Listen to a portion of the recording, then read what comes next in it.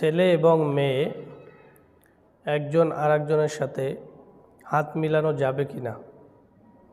প্রথমত আমাদের জানা উচিত ছেলে এবং মেয়ে তারা সম্পর্কে কি হয়।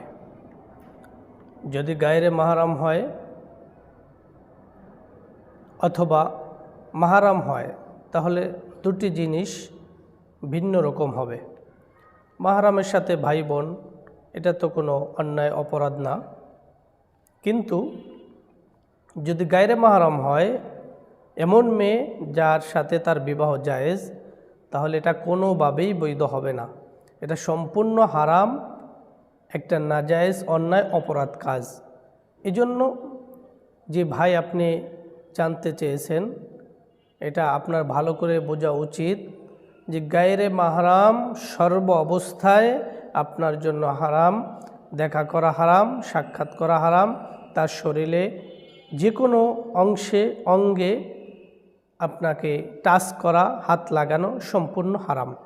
এজন্য এই সমস্ত কাজ থেকে আমরা বিরত থাকব। ব্যবসায়ীদের জন্য দুই একটি মিথ্যা কথা বলা যাবে কি না? না, দুই একটি মিথ্যা কথা তো বলার প্রশ্নই আসে না।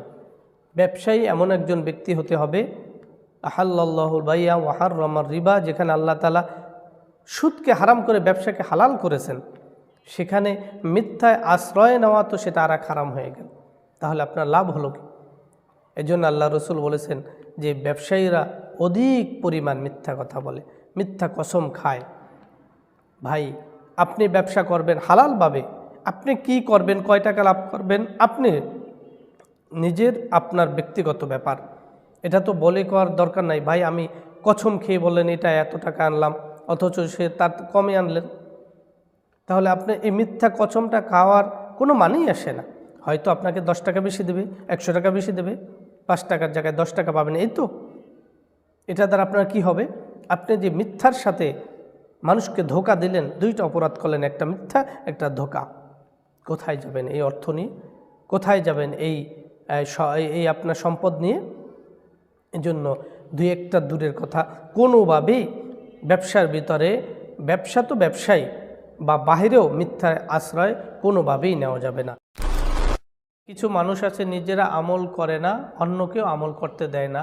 এই কাজটা কতটুকু শরীয়ত সম্মত?